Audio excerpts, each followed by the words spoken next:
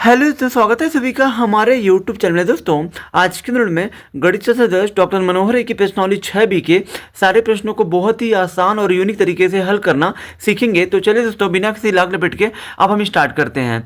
दोस्तों जैसे कि आप सभी जानते हैं कि दोस्तों जो हमारी प्रश्नावली 6B है, इसके दोस्तों सारे प्रश्न दोस्तों थेल्स प्रमेय से संबंधित है। तो दोस्तों सबसे पहले तो दोस्तों थेल्स प्रमेय दोस्तों क्या होता है, थेल्स प्रमेय में दोस्तों क्या चीज़ें बताई गई हैं, इन चीज़ों को दोस्तों पहले आप जान जाइए। उसके बाद से दोस्तों हम लोग जो है प्रश्नावली 6B को हल करना स्टार्ट करते हैं। तो दोस्तों यहाँ पे देखिए, थेल्स प्रमेय में दोस्तों हमें दोस्तों दो प्रमेय जानना है। पहला दोस्तों थेल्स प्रमेय में दोस्तों पहला हमारा जो प्रमेय है वो दोस्तों ये है कि एक त्रिभुज की एक भुजा के समांतर खींची गई सरल रेखा अन्य दो भुजाओं को जिन बिंदुओं पर प्रतिच्छेदित करती हैं वे बिंदु भुजाओं को समान अनुपात में विभाजित करते हैं। यानी कि दोस्तों थेल्स ने कहा था कि मान लीजिए ये आपका एक जो त्रिभुज है, ठीक है, ये दोस्तों त्रिभुज है, ठीक है। एक त्रिभुज की एक भुजा के समांतर, मान लीजिए दोस्तों ये त्रिभुज है, इस त्रिभुज में दोस्तों ये आपका ए है, ये आपका बी है, ये आपका सी है। एक भुजा के समांतर का मतलब दोस्तों ये है कि जैसे मान लीजिए दोस्तों बीसी के समांतर अगर हम कोई दोस्तों एक जो तीसरी भुजा हम खींच रहे हैं ऐसे, ठीक है, दिया है ना यहाँ पे एक त्रिभुज की एक भुजा के समांतर, एक भुजा के समांतर हमने ये वाली भुजा खींच दी, इस वाली भुजा को नाम दे दीजिए डीई, नाम दे दीजिए, ठीक है। डीई दोस्तों खींची गई सरल रेखा अन्य दो भुजाओं को जिन बिंदुओं पर प्रतिच्छेदित करती है। यानी दोस्तों डीई जो है अन्य दो भुजाओं का मतलब दोस्तों ये है कि ए बी और दोस्तों ए सी को डी और ई पर क्या कर रही है, छू रही है। यहाँ पे दोस्तों टच कर रही है ए बी को डी पर और दोस्तों ए सी को ई पर टच कर रही है, यानी दोस्तों प्रतिच्छेदित कर रही है, ठीक है। वे बिंदु भुजाओं को समान अनुपात में विभाजित करते हैं। यानी दोस्तों जो ये बिंदु आपका डी और ई, ये दोस्तों इस भुजा को और दोस्तों इस भुजा को जो है समान अनुपात में विभाजित करता है। समान अनुपात का मतलब दोस्तों ये है कि दोस्तों यहाँ पे एडी बटे में दोस्तों क्या हो जाएगा, आपका डी बी हो जाएगा, ये दोस्तों बराबर हो जाएगा ए ई बटा में ई सी के, ठीक है। दोस्तों थेल्स ने दोस्तों कहा था अगर दोस्तों किसी भी त्रिभुज की एक भुजा के समांतर अगर जो आप कोई दूसरी तीसरी भुजा खींचते हैं, मतलब दोस्तों जो भी भुजा आप खींचेंगे, ये भुजा दोस्तों जो होती है त्रिभुज की अन्य दो भुजाओं को, यानी दोस्तों ए बी और दोस्तों ए सी को समान अनुपात में, समान अनुपात का मतलब दोस्तों ये कि बराबर अनुपात में बांटती है। बराबर अनुपात का मतलब दोस्तों ये है कि इन दोनों भुजाओं का जो अनुपात होगा वो दोस्तों इन दोनों भुजाओं के अनुपात के बराबर होगा। यानी दोस्तों ए डी का अनुपात बटे को दोस्तों अनुपात ये है दोस्तों ए डी अनुपाते डी बी बराबर में ए ई अनुपाते ई सी होगा, ठीक है। अब दोस्तों थेल्स प्रमेय में दोस्तों दूसरा प्रमेय ये कहता है जब कोई रेखा किसी त्रिभुज की दो भुजाओं को समान अनुपात में बांटता है। जैसे मान लीजिए दोस्तों ये दोस्तों हमारा त्रिभुज है, ठीक है, ये दोस्तों ए है, ये आपका बी है, ये आपका सी है। मान लीजिए दोस्तों ये आपका डीई है, ठीक है। दिया है जब कोई रेखा किसी त्रिभुज की दो भुजाओं को समान अनुपात में बांटता है। जैसे मान लीजिए दोस्तों अगर ये रेखा है दोस्तों डीई एक रेखा है, ये अगर दोस्तों त्रिभुज की अन्य दो भुजाओं यानी दोस्तों ए बी और दोस्तों ए सी को अगर दोस्तों समान अनुपात में बांटेगा तो दोस्तों यह रेखा तीसरी भुजा के समांतर होती है। यानी दोस्तों जो अगर जो ये डीई दोस्तों ए बी और ए सी को अगर जो समान अनुपात में बांटेगा तो दोस्तों यहाँ पे ये दोस्तों जो आपका डीई होगा वो दोस्तों बी सी के समांतर होगा। यानी कि दोस्तों थेल्स ने ये कहा था कि अगर आप किसी भी त्रिभुज की दो भुजाओं को, यहाँ पर दिया है ना, जब कोई रेखा मान लीजिए दोस्तों ये आपकी रेखा डीई है, किसी त्रिभुज की दो भुजाओं का मतलब ये है कि ए बी और ए सी को समान अनुपात में विभाजित करती हो। यानी दोस्तों ए बी और दोस्तों ए सी को अगर दोस्तों बराबर अनुपात में बांट रहा है तो यह रेखा तीसरी भुजा के समांतर होगी।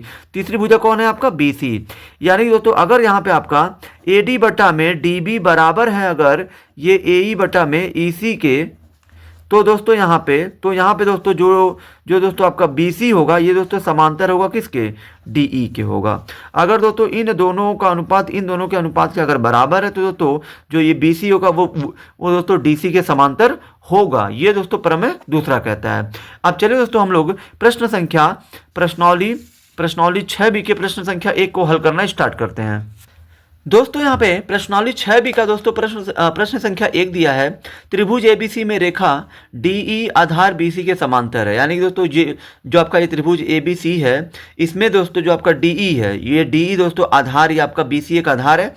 आधार तो बोला है कि जो डीई है वो दोस्तों बीसी के समांतर है और बोला है यहाँ पे ए डी अनुपाते ए बी, यानी दोस्तों ए डी का ए बी से अनुपात 1:3 है। यदि ए सी 4 हो तो ए ई का मान पूछा है, ठीक है दोस्तों। तो दोस्तों यहाँ पे देखिए, यहाँ दोस्तों आपका प्रश्न में दोस्तों क्या दिया है, यहाँ दोस्तों पहले आपको लिख लेना है प्रश्न में जो दिया है।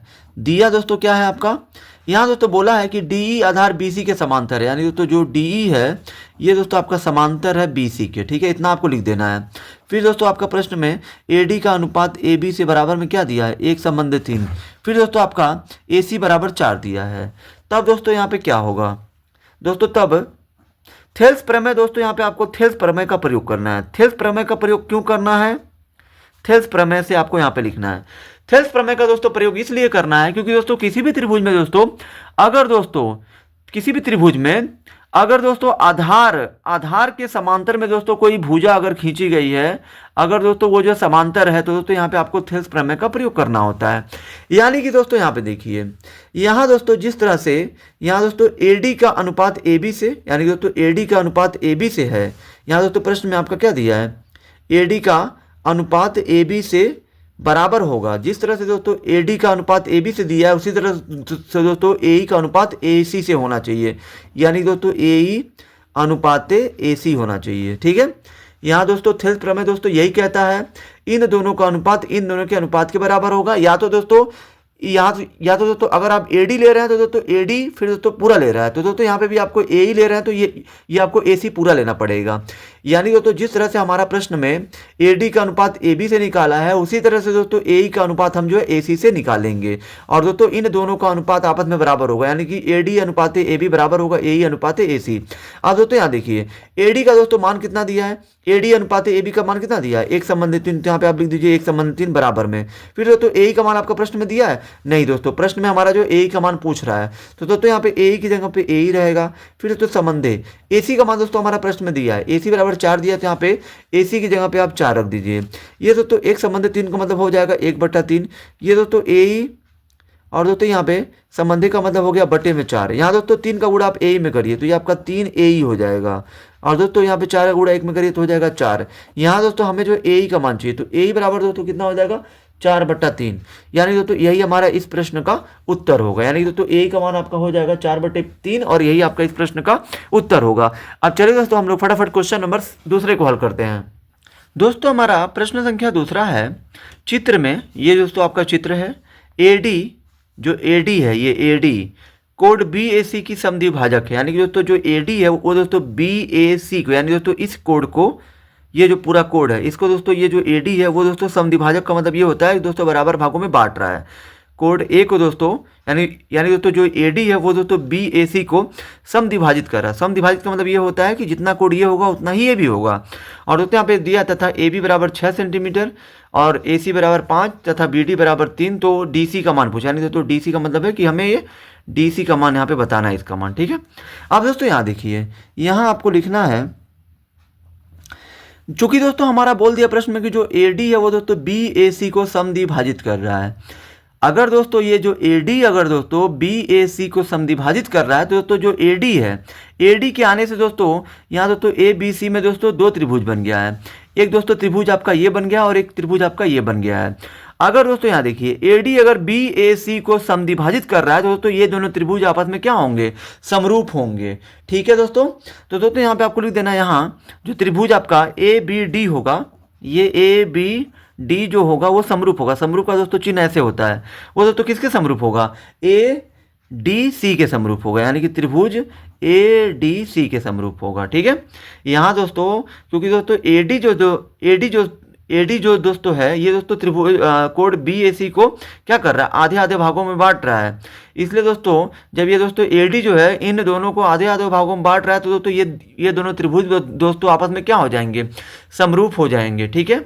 अब दोस्तों जब ये दोनों त्रिभुज आपस में समरूप हैं, और दोस्तों आप सभी जानते होंगे कि दोस्तों इससे पहले की वीडियो में दोस्तों प्रश्नावली 6A में दोस्तों ऑलरेडी मैं बता चुका हूँ कि दोस्तों जब 2 त्रिभुज आपस में समरूप होते हैं तो दोस्तों उनकी जो है संगत भुजाओं का अनुपात दोस्तों हमेशा क्या होता है, समानुपाती होता है। समानुपाती का मतलब दोस्तों ये होता है कि दोस्तों यहाँ पे जो AB होगा ना, AB का जो अनुपात होगा, AB अनुपात का मतलब बटे कर दीजिए, बटे को भी दोस्तों अनुपात ही समझ लीजिए, ठीक है। AB का अनुपात यहाँ BD से, यानी दोस्तों इसका अनुपात BD से, और दोस्तों AC का अनुपात DC से निकालिए, यानी कि AC अनुपात DC। यहाँ दोस्तों प्रश्न में हमारा AB का मान दोस्तों कितना दिया, AB का मान 6 दिया है। फिर दोस्तों BD का मान कितना दिया है, 3 दिया है। फिर बराबर में दोस्तों AC का मान कितना दिया है, 5 दिया है। फिर दोस्तों यहाँ पे DC का मान पूछ रहा है तो DC की जगह पे DC रहेगा। ये दोस्तों आपका हो जाएगा 3 दूना 6 और दोस्तों DC का गुणा 2 में करिए तो ये आपका हो जाएगा 2DC और यहाँ पे कुछ नहीं बचा तो एक का गुणा 5 में कर दीजिए तो हो जाएगा 5 और दोस्तों हमें चाहिए DC का मान, तो DC बराबर 2 को भेज दीजिए इधर तो वो हो जाएगा बटे में 2 और दोस्तों 2 से 5 को काटेंगे तो ये आपका आ जाएगा 2.5 ये सेंटीमीटर में आएगा। और दोस्तों यही आपका इस प्रश्न का उत्तर होगा, क्योंकि दोस्तों प्रश्न में हमें DC का ही मान पूछा, तो DC बराबर 2.5 सेंटीमीटर ये आपका इस प्रश्न का उत्तर होगा। अब चलिए दोस्तों हम लोग प्रश्न संख्या तीसरे को हल करते हैं। दोस्तों हमारा प्रश्न संख्या तीसरा है, किसी त्रिभुज PQR की भुजाओं PQ और PR पर क्रमशः बिंदु E और F स्थित हैं। ठीक है, निम्नलिखित में से प्रत्येक स्थिति के लिए बताइए कि क्या EF समांतर QR है। ठीक है, क्या EF समांतर QR है कि नहीं है। तो दोस्तों यहाँ पे देखिए, यहाँ दोस्तों बोला है किसी त्रिभुज PQR की भुजाओं PQ और PR पर, जैसे मान लीजिए दोस्तों कोई त्रिभुज है आपका PQR, तो दोस्तों बोला है PQ और PR पर बिंदु E और F स्थित है। ठीक है दोस्तों, यहाँ पे देखिए बोला है कि यहाँ पे PQ और PR पर क्रमशः बिंदु E और F स्थित है, तो निम्नलिखित में से प्रत्येक स्थिति के लिए बताइए कि क्या EF जो आपका जो EF है क्या ये समांतर है QR के। तो दोस्तों यहाँ पे देखिए EF दोस्तों QR के समांतर तभी होगा, ये दोनों दोस्तों आपस में समांतर तभी होंगे जब दोस्तों इन दोनों का अनुपात इन दोनों के अनुपात के बराबर होगा। तो दोस्तों ये हम लोग पता कैसे करेंगे कि दोस्तों इन दोनों का अनुपात इन दोनों के अनुपात के बराबर है कि नहीं है। तो दोस्तों यहाँ देखिए प्रश्न संख्या पहले में दोस्तों आपका PE का मान दे दिया है, तो दोस्तों यहाँ पे आप PE का मान रख दीजिए, ये आपका दिया है 3.9। फिर दोस्तों आपका EQ का मान दिया है, EQ का मान दोस्तों कितना दिया है 3 दिया है। फिर दोस्तों आपका PF का मान दिया 3.6, तो यहाँ पे आप रख दीजिए 3.6 PF का मान। फिर दोस्तों आपका FR का मान दिया 2.4, तो ये आपका F है और ये आपका R है, यानी कि ये आपका हो जाएगा 2.4। तो दोस्तों अब हम लोग यहाँ पे दोस्तों अनुपात को पहले निकालेंगे। तो दोस्तों यहाँ दोस्तों आपको दोस्तों क्या करना है, पहले दोस्तों आपका PE का अनुपात आपको निकालना है EQ से। ठीक है, और दोस्तों आपको दोस्तों बराबर दिखाना है PF बटा में FR के। अगर दोस्तों इन दोनों का अनुपात दोस्तों आपस में अगर बराबर आ गया तो दोस्तों तब जाके जो आपका ये QR होगा, यानी दोस्तों जो आपका QR या जो आपका EF होगा वो दोस्तों QR के समांतर होगा। ठीक है, अब दोस्तों यहाँ देखिए PE का मान दोस्तों हमारा प्रश्न में क्या दिया है, PE का मान दोस्तों आपका कितना दिया है 3.9 बटे में दोस्तों EQ का मान कितना दिया है 3 दिया, तो 3 रखिए बराबर में। PF का मान दोस्तों कितना दिया 3.6 बटे में FR का मान कितना दिया 2.4। यहाँ दोस्तों यहाँ पे देखिए आपको दोस्तों क्या करना है, ऊपर दोस्तों दशमलव के बाद एक अंक है तो नीचे एक जीरो बढ़ा के दशमलव दोस्तों हट जाएगा। दशमलव को हटाने के लिए हमने जो है इसमें नीचे एक जीरो बढ़ा दिया। यहाँ दोस्तों अंश और हर में दोनों में दशमलव के बाद एक एक अंक है तो दोस्तों इनका तो दशमलव वैसे ही हट जाएगा, तो ये आपका 39/30 हो जाएगा और ये आपका 36/24 हो जाएगा। यहाँ दोस्तों अगर आप इसको छोटा करते हैं तो ये जो 3 से कटेगा 3 एकम 3 3 त्रिका 9 3 नहीं हमें 30, फिर ये 3 एकम 3 3 दूना 6, फिर 2 एकम 2 सॉरी 3 8 24। फिर दोस्तों ये आपका इसको आप 4 से काटिए, 4 3 12 और 4 दूना 8, यानी दोस्तों ये आपका आ रहा है 13/10 बराबर में 3/2, यानी दोस्तों ये दोनों क्या आपस में बराबर है नहीं है, यानी कि दोस्तों यहाँ पे दोस्तों इन दोनों का अनुपात दोस्तों बराबर नहीं आ रहा है। और दोस्तों कभी भी देखिए थेल्स ने दोस्तों क्या कहा था कि किसी भी त्रिभुज की एक भुजा के समांतर खींची गई जो भुजा होती है वो दोस्तों अन्य दो भुजाओं को अगर जो समान अनुपात में विभाजित करती है तभी जाके वो भुजा जो है दी गई भुजा के समांतर होती है। यानी दोस्तों ये जो है इसके समांतर तभी होता है जब इन दोनों का अनुपात इन दोनों के बराबर होता, लेकिन दोस्तों यहाँ पे बराबर नहीं आ रहा है। ठीक है, यानी दोस्तों यहाँ पे आपको लिख देना है, चूंकि यहाँ दोस्तों आपको लिखना है चूंकि PE बटा में EQ बराबर नहीं है PF, ठीक है, बटा में FR। तो दोस्तों यहाँ पे आपको लिख देना अतः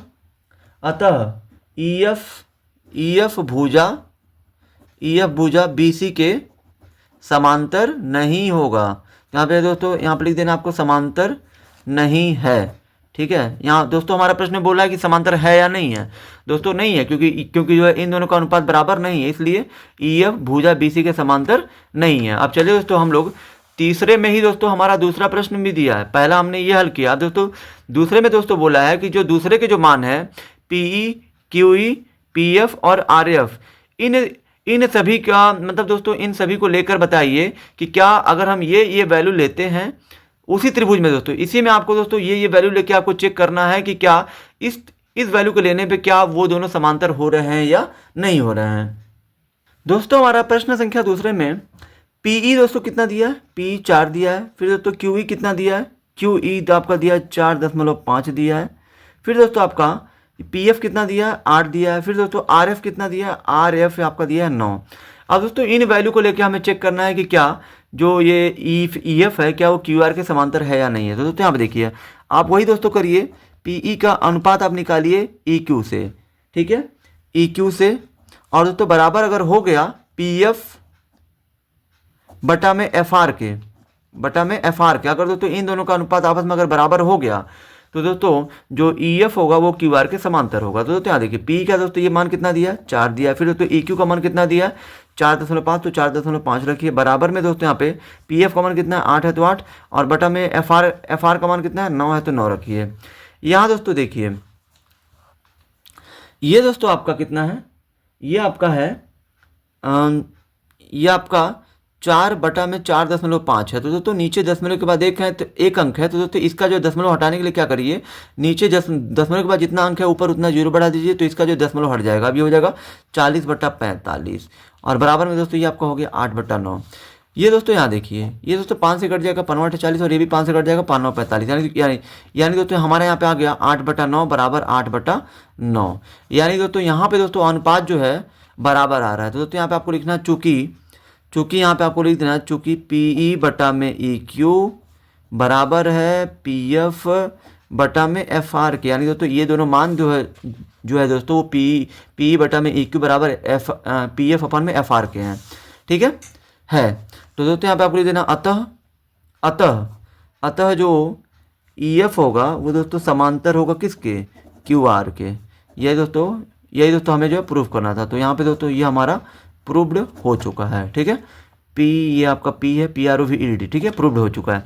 अब चलिए दोस्तों हम लोग तीसरे के प्रश्न संख्या तीसरे को हल करते हैं। दोस्तों हमारा तीसरे का तीसरा है, PQ का मान दोस्तों कितना दिया है, 1.28। तो यहाँ पे आप लिख दीजिए PQ का मतलब दोस्तों है कि ये आपका पूरा मान दे दिया है, ये आपका पूरा दे दिया है यहाँ से यहाँ तक, ये कितना दिया 1.28। फिर दोस्तों आपका PR दे दिया है, PR का मतलब है कि ये पूरा मान आपका दे दिया है, ठीक है, ये पूरा मान आपका दे दिया 2.56 दे दिया, ठीक है। फिर PE का मान दे दिया, P का मान 0.18। फिर आपका PF का मान दे दिया, PF का मान दिया 0.36, ठीक है।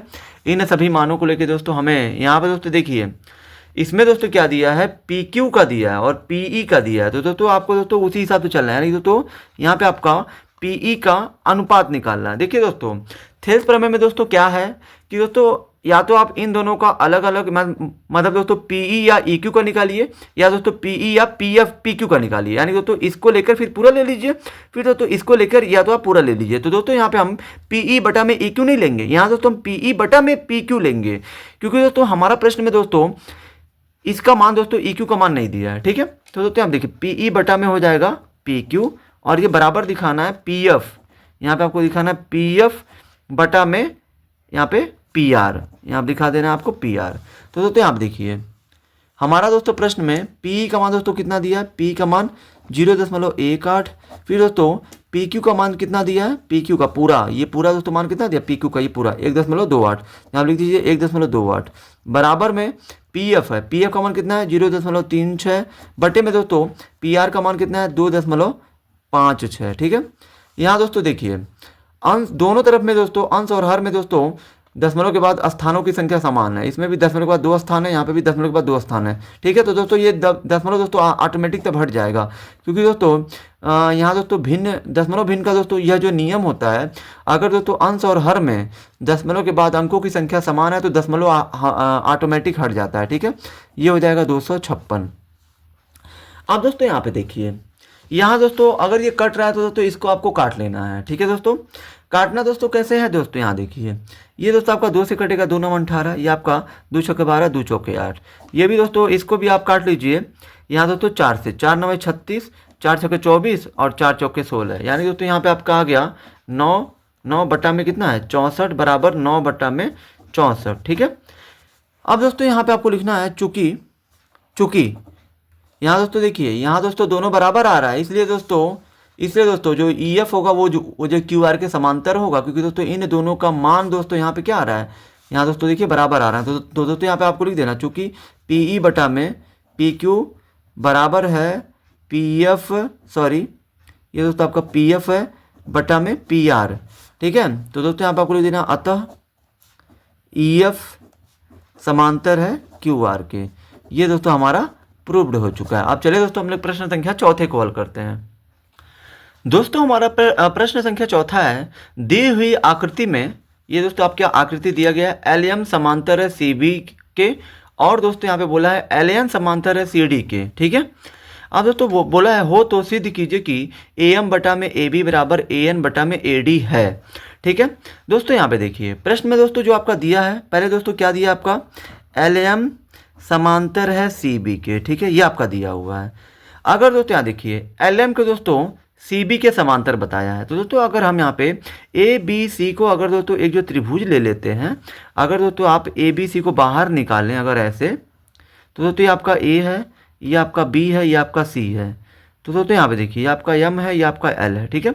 यहाँ दोस्तों बोला गया है कि LM जो है CB के समांतर है। और दोस्तों यहाँ पे देखिए थेल्स ने दोस्तों क्या कहा था, अगर तो किसी भी त्रिभुज में त्रिभुज की एक भुजा के समांतर, एक भुजा दोस्तों मान लीजिए जैसे ये CB है, एक भुजा के समांतर खींची गई भुजा, एक भुजा के समांतर खींची गई जो भुजा होती है वो दोस्तों त्रिभुज की अन्य दो भुजाओं का मतलब यह है कि AB और जो AC को समान अनुपात में क्या करेगी, बांटेगी। तब दोस्तों यहाँ पे आपको लिखना है थेल्स प्रमेय से, यहाँ पे आपको लिख देना है थेल्स प्रमेय से, यहाँ पे आपको लिख देना थेल्स प्रमेय से।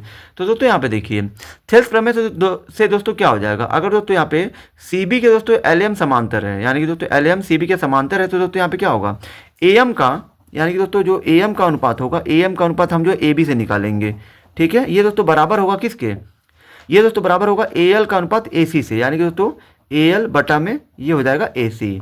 यहाँ दोस्तों LM जो है CB के समांतर है, तो दोस्तों यहाँ पे AM बटा में AB, AL बटा में AC हमने कर दिया, यानी कि दोस्तों इन दोनों का अनुपात दोस्तों आपस में क्या होगा, बराबर होगा। ये दोस्तों समीकरण 1 मान लीजिए।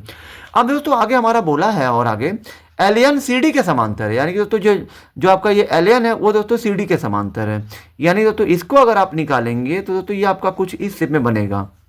ये दोस्तों आपका ACD हो गया, और दोस्तों ये आपका हो गया, ये आपका हो गया LN हो गया, ठीक है। तो दोस्तों यहाँ पे देखिए तथा आपका प्रश्न में और क्या दिया है, बोला है कि जो LN है वो समांतर है CD के। तो दोस्तों यहाँ पे जब दोस्तों ये LN CD के समांतर है, तो दोस्तों यहाँ पे भी आपको थेल्स प्रमेय का प्रयोग करना पड़ेगा। तो थेल्स प्रमेय से यहाँ पे आपको लिख देना है थेल्स प्रमेय से। तो दोस्तों थेल्स प्रमेय से क्या होगा, यहाँ दोस्तों थेल्स प्रमेय से ये होगा कि दोस्तों जो AN का अनुपात AD से निकालेंगे हम लोग, यानी कि AN का अनुपात AN बटा में AD कर दीजिए, यानी कि तो इसको लेकर पूरा ले लीजिए। जैसे हमने यहाँ पे AM को लेकर AB ले लिया, मतलब AM को लेकर पूरा ले लिया AB, उसी तरह से यहाँ पे AN बटा में AD कर दीजिए, बराबर में AL बटा में कर दीजिए AC कर दीजिए। ये दोस्तों आपका समीकरण हो गया, ये आपका हो गया 2। अब दोस्तों यहाँ देखिए, यहाँ दोस्तों अब आपको करना ये है कि दोस्तों यहाँ पे आपको लिख देना है यहाँ समीकरण 1 व समीकरण 2 से, यहाँ आपको लिख देना समीकरण 1 व समीकरण 2 से। तो दोस्तों समीकरण 1 और 2 से दोस्तों आपको क्या मिलेगा, समीकरण 1 और 2 में दोस्तों क्या चीज़ कॉमन है, AL बटा में AC। तो दोस्तों इससे आपका ये कट जाएगा, तो दोस्तों आपका क्या बचेगा, यहाँ पे आपका बचेगा AM बटा में AB, बराबर में दोस्तों ये आपका ये तो कट ही गया है, यहाँ दोस्तों बचा ये AM बटा में AB, तो AM बटा में AB बराबर में दोस्तों क्या है आपका ये वाला बचा है AN बटा में AD। और दोस्तों यही हमें प्रश्न में दोस्तों प्रूफ करना था, यानी दोस्तों AM बटा में AB बराबर में AN बटा में AD। तो दोस्तों ये आपका हो चुका है प्रूव्ड, ठीक है। अब चलिए दोस्तों हम लोग प्रश्न संख्या 5वें को हल करते हैं। दोस्तों हमारा जो प्रश्न संख्या 5वां है, ये वाला प्रश्न दोस्तों अभी दोस्तों इस प्रश्नावली का जो मैंने प्रश्न संख्या 2 बताया है एकदम दोस्तों हूबहू दोस्तों उसी पे है। दोस्तों क्या है, चित्र में AD जो आपका AD है वो दोस्तों कोड BAC का, यानी कि दोस्तों BAC इस वाले कोड का दोस्तों क्या है, समद्विभाजक, यानी कि दोस्तों जो AD है वो दोस्तों BAC का दोस्तों समद्विभाजक है। समद्विभाजक मतलब दोस्तों ये है कि जितना ये कोड होगा उतना ये भी होगा, ये दोनों दोस्तों क्या है, ये और ये दोनों दोस्तों बराबर हैं।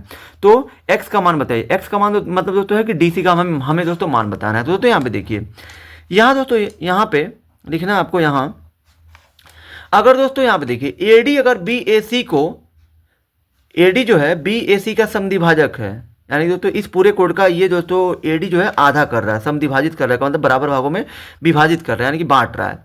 तो दोस्तों यहाँ पे क्या हो जाएगा, ABD जो होगा आपका, यहाँ ABD जो आपका त्रिभुज ए बी डी होगा वो दोस्तों समरूप हो जाएगा किसके, ए डी सी के, यानी कि त्रिभुज ए डी सी के। जब दोस्तों ये दोनों त्रिभुज दोस्तों जब समरूप हो चुके हैं तो दोस्तों समरूप त्रिभुजों की दोस्तों संगत भुजाओं का अनुपात दोस्तों क्या होता है, समानुपाती।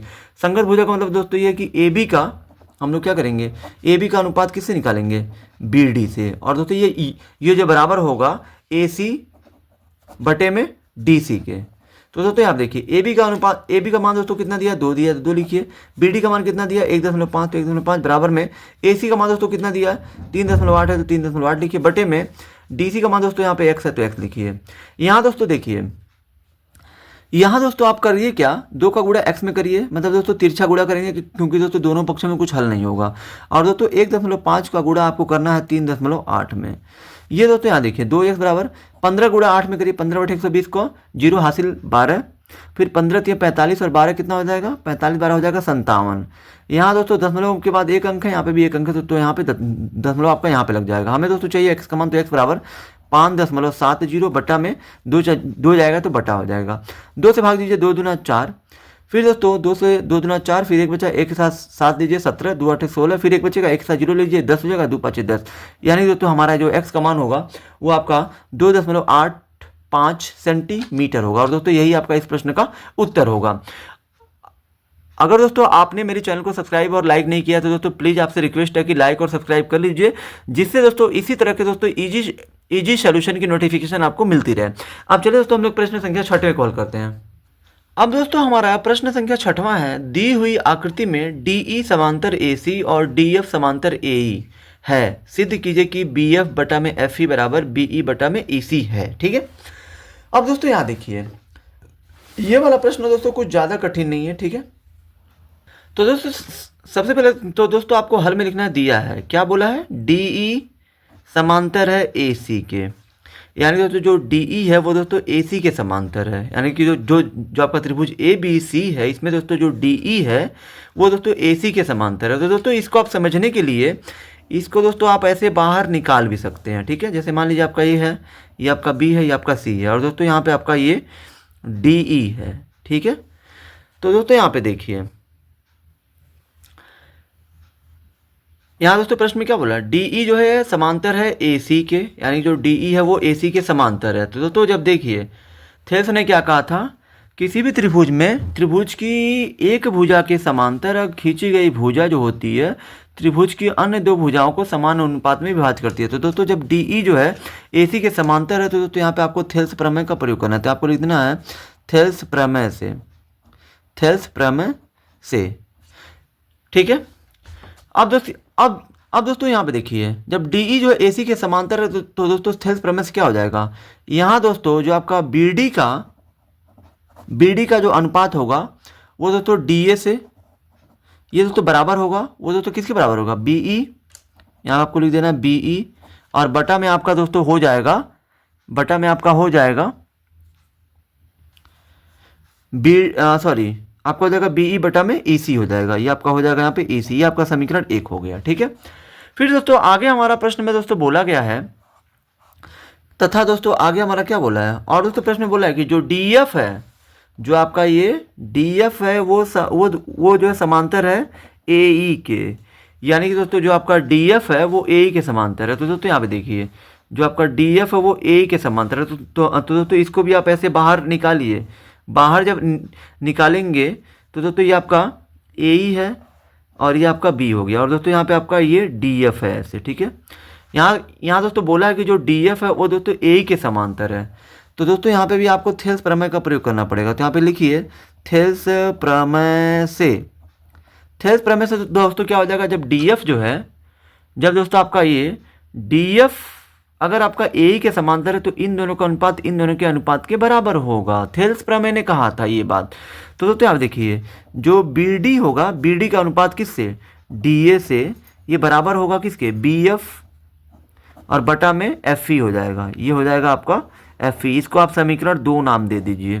ठीक है, अब दोस्तों हम लोग क्या करेंगे, समीकरण 1 और 2 को हल करेंगे, यानी दोस्तों यहाँ पे आपको लिखना है समीकरण 1 व समीकरण 2 से। ठीक है, समीकरण 1 व 2 से। तो दोस्तों यहाँ पे देखिए समीकरण 1 और 2 में दोस्तों जब भी दोस्तों हम जो है समीकरण 1 और 2 लिखते हैं तो दोस्तों इसका मतलब ये होता है कि समीकरण 1 और 2 में जो भी दोस्तों चीज़ें कॉमन रहेंगी वो दोस्तों कट जाएगा। जैसे बी डी बटा में डी है, बी डी बटा में डी है, तो दोस्तों ये इससे कट जाएगा। बचेगा क्या आपका बीई बटा में ई सी बराबर में क्या बचेगा, ये बी एफ बटा में ये बचेगा आपका एफ ई। और दोस्तों यही दोस्तों हमें लाना था। या तो दोस्तों यहाँ पे देखिए, यहाँ पे दोस्तों कुछ चेंजिंग किया है। चेंजिंग दोस्तों ये है कि दोस्तों यहाँ पे हमें लाना है बी एफ बटा में एफ ई, लेकिन दोस्तों यहाँ पे बी एफ बटा में एफ ई दिया है।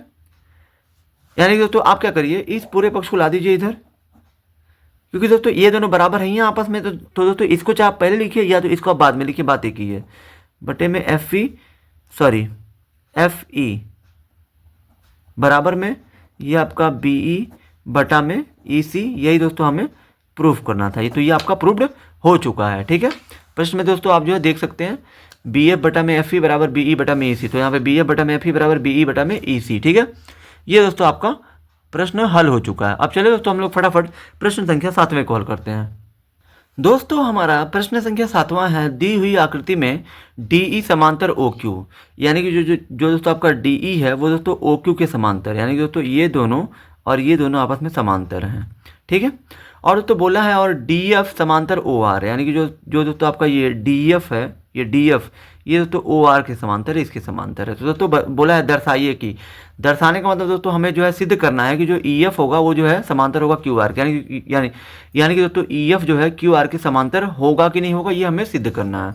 तो दोस्तों यहाँ पे देखिए ई एफ दोस्तों क्यू आर के समांतर तभी होगा जब दोस्तों इन दोनों का अनुपात, यानी दोस्तों पी और दोस्तों ई क्यू का अनुपात जो बराबर होगा पी एफ बटा में एफ आर के। क्योंकि दोस्तों थेल्स ने दोस्तों क्या कहा था, किसी भी त्रिभुज के आधार के समांतर खींची गई भुजा, अगर किसी भी त्रिभुज के आधार के मान लीजिए दोस्तों क्यू आर के समांतर, मान लीजिए ये जो है ई एफ खींचा गया है, अगर दोस्तों जो ये ई एफ है वो दोस्तों पी क्यू और दोस्तों पी आर को अगर दोस्तों समान अनुपातों में विभाजित करता है, तभी जाके दोस्तों जो ये ई एफ होगा वो जो क्यू आर के समांतर होगा।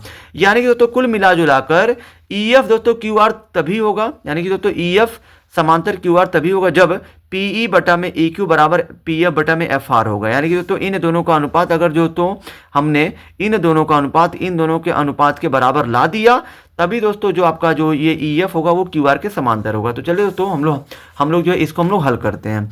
सबसे पहले तो दोस्तों आपका प्रश्न में क्या दिया है, यहाँ पे आपको लिख देना है, दिया है क्या दिया है, जो डी ई है वो समांतर है किसके, ओ क्यू के। ठीक है, ओ क्यू जब दोस्तों यहाँ पे डी ई जब ओ क्यू के समांतर है, जो ये डी ई है वो दोस्तों ओ क्यू के समांतर है, तो दोस्तों इस कंडीशन में क्या होगा, इस कंडीशन में दोस्तों होगा ये कि दोस्तों यहाँ पे देखिए बोला गया है कि जो डी ई है, डी ई ओ क्यू के समांतर है।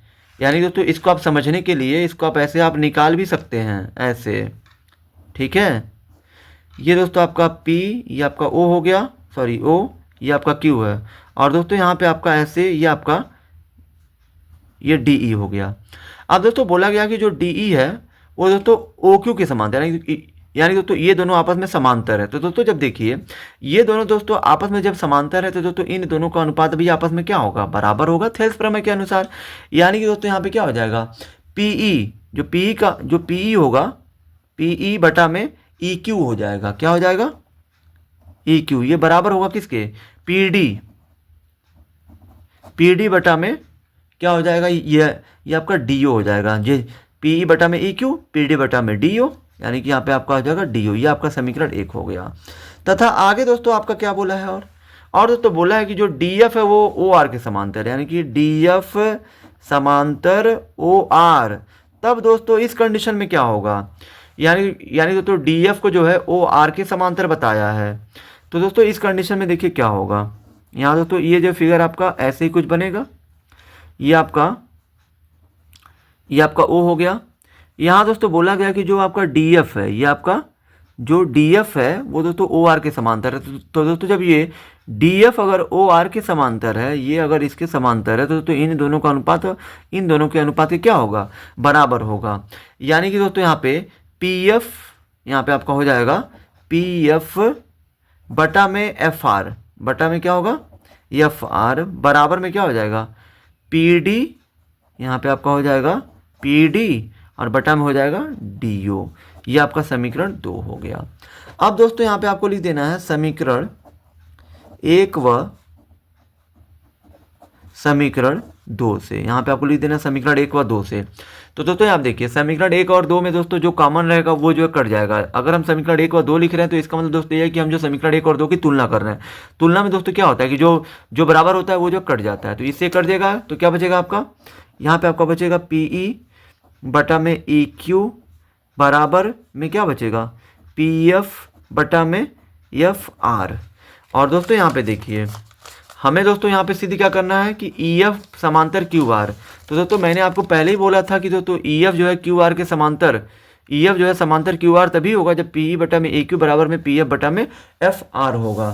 तो दोस्तों यहाँ पे देखिए, यहाँ पे दोस्तों आपको जो है लिख देना है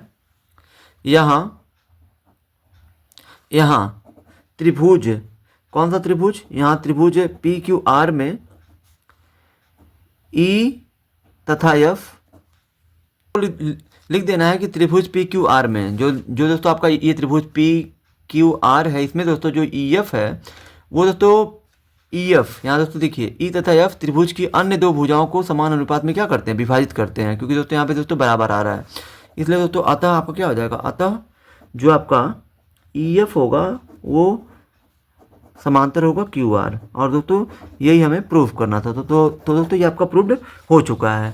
अब चलो दोस्तों हम लोग प्रश्न संख्या 8वें को हल करते हैं। दोस्तों अब हमारा प्रश्न संख्या 8वां है, किसी समांतर चतुर्भुज ए बी सी डी का विकर्ण बी डी। जैसे मान लीजिए दोस्तों कोई समांतर चतुर्भुज है, ये दोस्तों आपका हो गया समांतर चतुर्भुज, ठीक है, समांतर चतुर्भुज, ठीक है।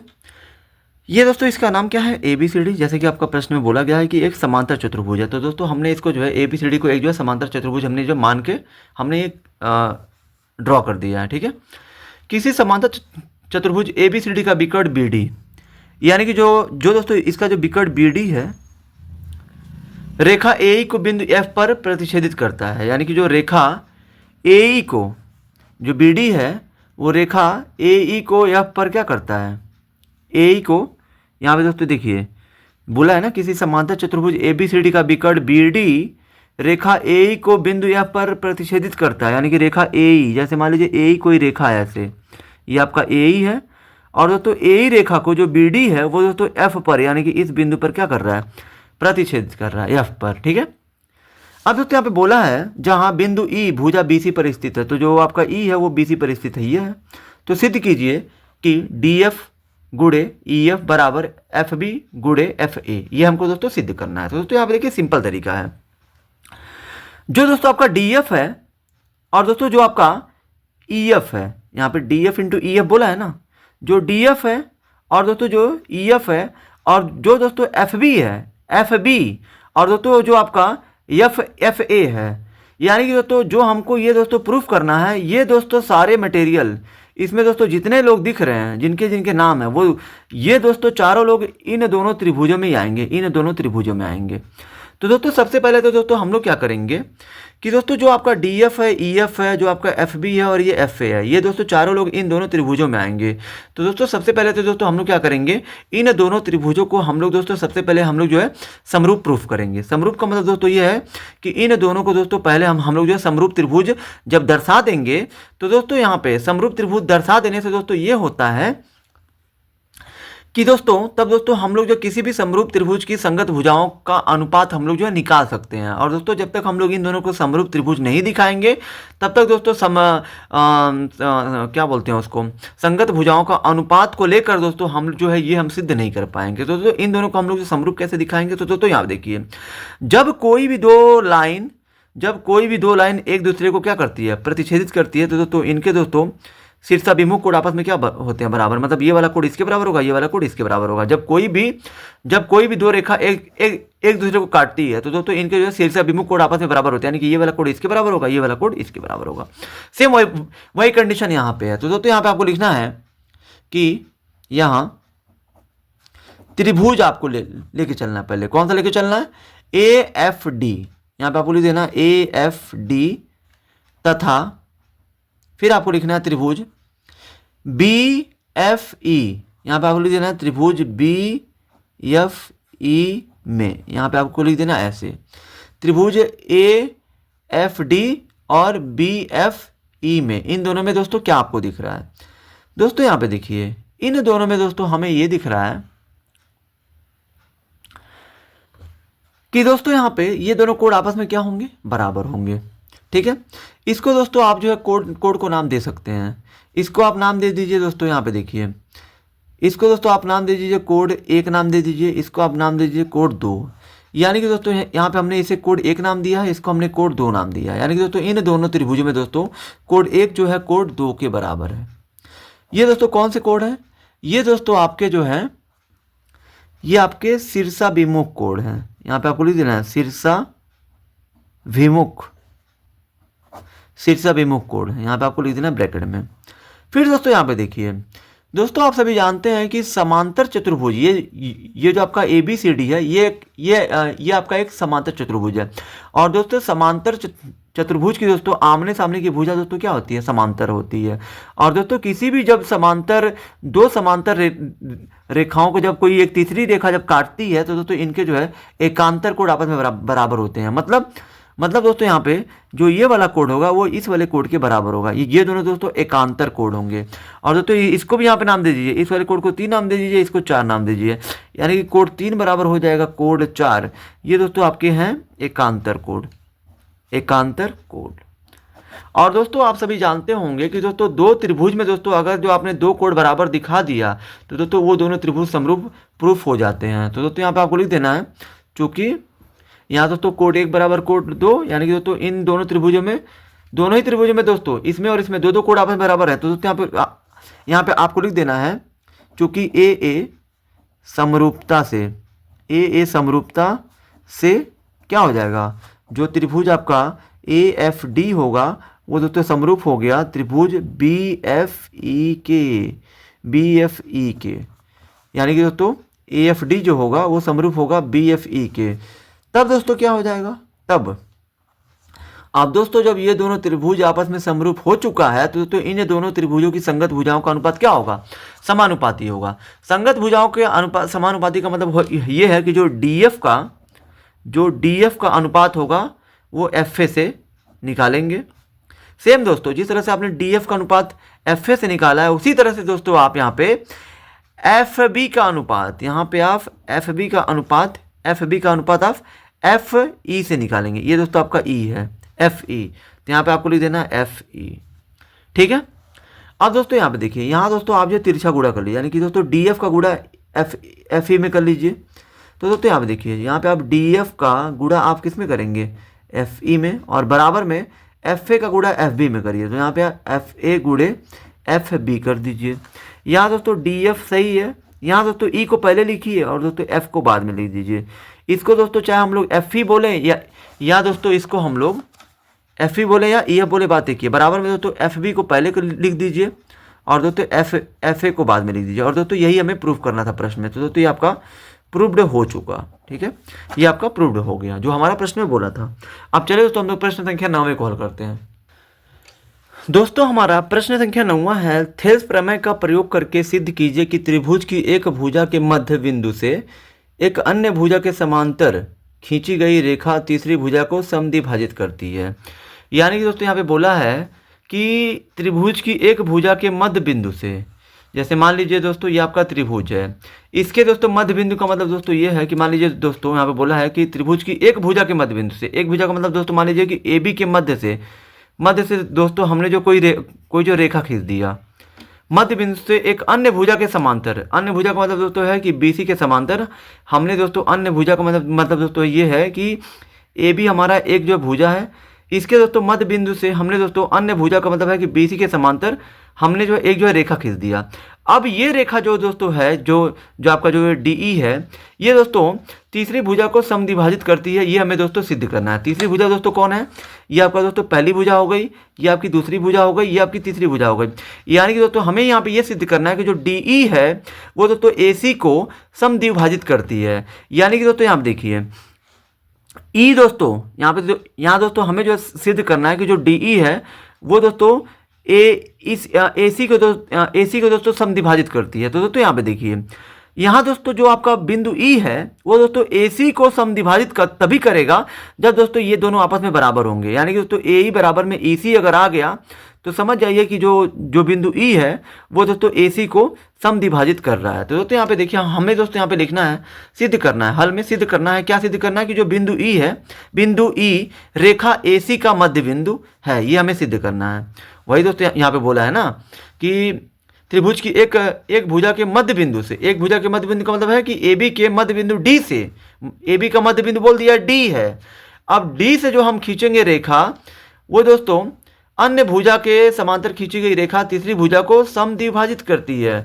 तीसरी भुजा का मतलब दोस्तों ये है कि जो जो दोस्तों ए बी को जिस तरह से ये डी समद्विभाजित कर रही है, क्योंकि दोस्तों यहाँ पे बोल दिया हमारा प्रश्न में कि दोस्तों त्रिभुज की एक भुजा के मध्य बिंदु से, एक भुजा के मध्य बिंदु का मतलब दोस्तों ये है कि जब ये डी दोस्तों ए बी का मध्य बिंदु है तो दोस्तों जाहिर सी बात है कि जितना ए डी होगा उतना ही डी बी होगा, क्योंकि दोस्तों ए बी के बीच में ये डी है, इसलिए दोस्तों जितना ये होगा उतना ये होगा। तो दोस्तों डी से जो हमने यहाँ पे जो हमने रेखा खींचा है बिंदु ई, ये भी दोस्तों ए ई और दोस्तों ई सी को दोस्तों बराबर भागों में बांटता है, ये हमें सिद्ध करना है। तो दोस्तों वही आपको लिखना है, सिद्ध करना है बिंदु ई रेखा ए सी का मध्य बिंदु है। हमें दोस्तों यही सिद्ध करना है कि जो बिंदु ई है वो दोस्तों ए सी का मध्य बिंदु है। यहाँ दोस्तों डी क्या है? प्रश्न में दोस्तों हमारा जो ऑलरेडी बोल दिया कि जो डी है वो दोस्तों ए बी का मध्य बिंदु है, क्योंकि दोस्तों बोला यहाँ पे त्रिभुज की एक भुजा के मध्य बिंदु से, एक भुजा का मध्य बिंदु का मतलब है कि ए बी का मध्य बिंदु डी है। तो दोस्तों यहाँ पे आपको लिखना है, यहाँ डी ए बी का मध्य बिंदु है। जब दोस्तों डी जो है ए बी का मध्य बिंदु है तो दोस्तों यहाँ पे क्या हो जाएगा, यहाँ दोस्तों आपका ए डी का जो अनुपात होगा किससे, वो दोस्तों डी बी से, वो दोस्तों बराबर होगा किसके, 1/1 के। क्योंकि दोस्तों डी जो है ए बी का मध्य बिंदु है, इसलिए दोस्तों ए डी जितना होगा उतना ही डी बी होगा। इसलिए दोस्तों हमने जो मान लिया है कि ए डी भी 1 होगा और डी बी भी आपका 1 होगा। ठीक है। और दोस्तों यहाँ पे देखिए, और दोस्तों हमारा प्रश्न में ऑलरेडी बोल दिया है कि दोस्तों अन्य भुजा के समांतर खींची गई रेखा, अन्य भुजा का मतलब है बीसी के समांतर जो डीई है, यानी कि और डीई जो हमारा वो बीसी के समांतर है। ठीक है। जब यहाँ पे हमारा प्रश्न में बोल दिया कि डीई समांतर बीसी हो तो दोस्तों इस कंडीशन में हमारा क्या हो जाएगा, इस कंडीशन में हमारा हो जाएगा, यहाँ दोस्तों बोल दिया है कि जो दोस्तों डीई है वो दोस्तों बीसी के समांतर है। और दोस्तों थिल्स प्रमेय के अनुसार किसी भी त्रिभुज में त्रिभुज की एक भुजा के समांतर खींची गई रेखा, एक भुजा के समांतर खींची गई जो रेखा होती है वो दोस्तों त्रिभुज की अन्य दो भुजाओं को समान अनुपात में बांटती है, यानी दोस्तों इन दोनों का अनुपात इन दोनों के अनुपात के बराबर होगा। यानी दोस्तों ए डी बटा में डी बी बराबर होगा किसके, ए बटा में ई सी होगा। तो दोस्तों यहाँ देखिए ए डी बटा में डी बी का मान दोस्तों कितना दिया है, ए डी बटा में डी बी का मान 1/1। तो यहाँ पे ए डी बटा डी बी की जगह पे 1/1 रख दीजिए, बराबर में ए बटा में ई सी। अब दोस्तों यहाँ पे आप क्या करें, तिरछा गुणा करिए, 1 का गुणा ए में करिए तो ये हो जाएगा ए, और बराबर में 1 का गुणा ई सी में करिए तो ये आपका हो जाएगा ई सी। ठीक है। तो दोस्तों यहाँ पे देखिए, यहाँ दोस्तों ए बराबर क्या आ रहा है, ई सी आ रहा है, यानी कि दोस्तों यहाँ पे ए और दोस्तों ई सी ये दोनों आपस में दोस्तों बराबर आ गए हैं। यानी कि दोस्तों ये दोनों जब आपस में बराबर आ गए तो दोस्तों ये सिद्ध हो गया कि जो ई जो है वो जो ए सी का मध्य बिंदु है। यानी कि दोस्तों ई जो है, ई बिंदु ई जो है त्रिभुज की तीसरी भुजा यानी कि दोस्तों ए सी को जो AC को समद्विभाजित करती है, यानी कि तो बोला तीसरी भुजा को समद्विभाजित करती है। तो दोस्तों ई जो है AC यानी कि दोस्तों त्रिभुज की तीसरी भुजा AC को ई क्या करती है, समद्विभाजित करती है, क्योंकि दोस्तों हमारा यहाँ पे AE बराबर EC हो गया, AE बराबर EC। तो दोस्तों यहाँ पे आपको लिख देना अतः, तो दोस्तों आपको लिख देना अतः DE रेखा तीसरी भुजा, यानी कि दोस्तों जो हमारा DE है, जो हमारा जो DE है वो तीसरी भुजा कौन हमारा AC, अर्थात AC को समद्विभाजित करती है। और दोस्तों यही हमें सिद्ध करना था, तो ये आपका प्रूव्ड हो चुका है। ठीक है। अब चलिए दोस्तों हम लोग फटाफट क्वेश्चन नंबर 10वें को हल करते हैं। दोस्तों हमारा प्रश्न संख्या 10वां दिया है कि ABCD एक समलंब है। जैसे कि दोस्तों हमने जो है ABCD एक जो है समलंब की रचना कर ली है। ठीक है। जिसमें AB जो है DC के समांतर है, जो AB है वो दोस्तों DC के समांतर है। ये दोनों दोस्तों आपस में क्या है, समांतर है, तथा इसके विकर्ण परस्पर, यानी कि दोस्तों ये जो विकर्ण है AC और दोस्तों BD परस्पर O पर प्रतिच्छेदित करते हैं। तो दोस्तों ये दोनों दोस्तों O पर काट ही रहे हैं, प्रतिच्छेदित कर ही रहे हैं। तो दोस्तों बोला दर्शाइए कि AO/BO बराबर CO/DO। तो दोस्तों यहाँ पे देखिए AO/BO बराबर में सी ओ अपन में डी ओ। ये दोस्तों हमें जो है सिद्ध करना है। तो दोस्तों सिद्ध करना बहुत ही आसान है। इसके लिए दोस्तों आपको दोस्तों थोड़ा सा एक रचना करना है। रचना दोस्तों क्या करना है, ओ से दोस्तों आपको जो है ओ ई एक दोस्तों समांतर रेखा खींचनी है, ए बी और जो मतलब ए बी और डी सी के क्या हो, समांतर हो। इसको दोस्तों नाम देना है ओ ई। ठीक है। तो दोस्तों यहाँ पे देखिए, हल में पहले दोस्तों आप लिख लीजिए, हल में दिया है। पहले दोस्तों यहाँ पे आपको लिखना है दिया है। प्रश्न में आपका क्या दिया है, ए बी जो है वो समांतर है डी सी के। ठीक है, ए बी डी सी के समांतर है। ठीक है। अब दोस्तों यहाँ पे आगे आपको करना ये है कि ए बी और डी सी आपस में समांतर है, तथा दोस्तों हमने यहाँ पे एक और रचना की है, ओ ई। ओ ई दोस्तों हमने जो है ए डी पर इस प्रकार लिया है कि जो दोस्तों ओ ई है वो दोस्तों ए बी और डी सी दोनों के समांतर है। तो दोस्तों यहाँ पे आपको लिख देना है कि ओ ई समांतर ए बी और ये समांतर है और किसके, डी सी के। तो दोस्तों यहाँ पे आपको क्या करना है, यहाँ दोस्तों पहले आपको त्रिभुज लेके चलना है। कौन सा त्रिभुज, यहाँ पे आपको लिखना है कि त्रिभुज ए डी सी से, त्रिभुज ए डी सी को लेके चलना है। ए डी सी को लेके दोस्तों क्यों चलना है, अभी आपको सब समझ में आ जाएगा। ठीक है, ये दोस्तों आपका है ए डी और ये आपका है सी। इसी में दोस्तों हमने जो है खींचा है ये आपका ओ ई है।